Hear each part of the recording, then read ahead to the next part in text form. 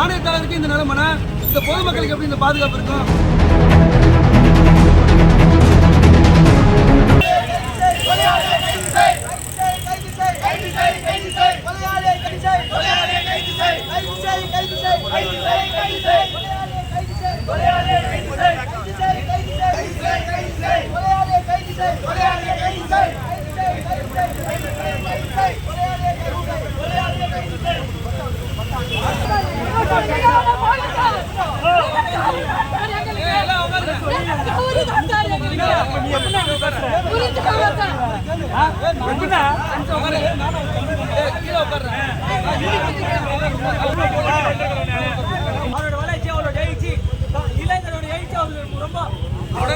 தொடர்ந்து இந்த திராவிட மாடல் அரசியல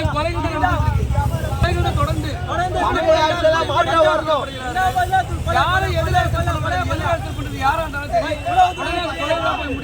பகுஜன் சமாஜ் கட்சியின் சார்பாக இந்த ஸ்டாலின் திராவிட மாடல் அரசை, இந்த மு.க. ஸ்டாலின் அரசை நாங்கள் வன்மையாக கண்டிக்கிறோம். தொடர்ந்து இவர்கள் ஆட்சியில தான் கொலைகள் தொடர்ந்து நடந்தேறி வண்ணம் இருக்கிறது தவிர இதற்கு ஒரு மாற்று சொல்யூஷன் இந்த திமுக அரசு எடுக்க போவதில்லை, இனி எடுக்க போவதில்லை. இந்த மக்கள் தான் புரிஞ்சுக்கணும். இதை பொறுப்பேற்றுக்கிட்டு ஒன்று ஸ்டாலின் முதல் பதவியிலிருந்து விலகணும். ஒரு மாநிலத்தாளருக்கு இந்த நிலைமைனா இந்த பொதுமக்களுக்கு எப்படி இந்த பாதுகாப்பு இருக்கும்? சிந்திச்சு பார்க்கணும். கொலை செய்தவர்களை இன்னைக்கே வந்து இன்றைக்குள்ள இந்த கொலையாளிகளை, அதுக்கு பின்னாடி செயல்பட்ட அத்தனை பேரையும் கைது செய்யணும்.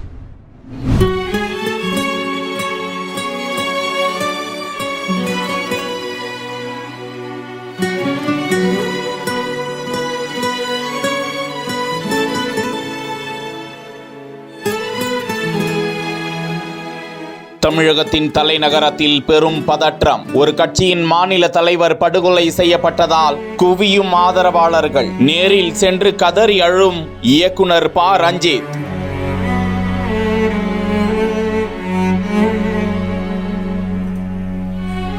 இரவு 7:30 மணி அளவில் சென்னை பெரம்பூரில் பகுஜன் சமாஜ் கட்சியின் மாநில தலைவர் ஆம்ஸ்ட்ராங் மர்ம கும்பலால் படுகொலை செய்யப்பட்டார். உடனடியாக அங்கிருந்த உறவினர்கள் மற்றும் அக்கம் பக்கத்தினர் சேர்ந்து அவரை சென்னை கிரீம் சாலையில் உள்ள பிரபலமான மருத்துவமனையில் அனுமதித்த நிலையில் 8 மணி அளவில் எல்லாம் அவர் உயிரிழந்து விட்டதாக மருத்துவமனை தரப்பினர் தெரிவித்துவிட்டனர். தகவல் அறிந்து மருத்துவமனைக்கு வந்த இயக்குனர் ப. ரஞ்சித் கதறி துடித்தது காண்போரை சோகத்தில் ஆழ்த்தியது. இதனைத் தொடர்ந்து தமிழக பகுஜன் சமாஜ் கட்சியின் மாநில தலைவர் ஆம்ஸ்ட்ராங் படுகொலைக்கு ஏராளமான தலைவர்களும் தங்களது கண்டனத்தை தெரிவித்து வருகிறார்கள். தமிழக மக்கள் முன்னேற்ற கழக தலைவர் ஜான் பாண்டியன் கண்டனத்தை வெளியிட்டிருக்கிறார். ஏராளமான கட்சி தலைவர்களும் ஆம்ஸ்ட்ராங் மரண செய்தி கேட்டு மிகுந்த மனவேதனை அடைவதாகவும் தமிழக அரசியல் களத்தில் அவரது இழப்பு மிகப்பெரிய இழப்பு என்றும் பதிவுகளை வெளியிட்டு வருகிறார்கள். கொலை செய்த குற்றவாளிகளை உடனடியாக கைது செய்திட வேண்டும் என்றும் தமிழக அரசை ஏராளமானோர்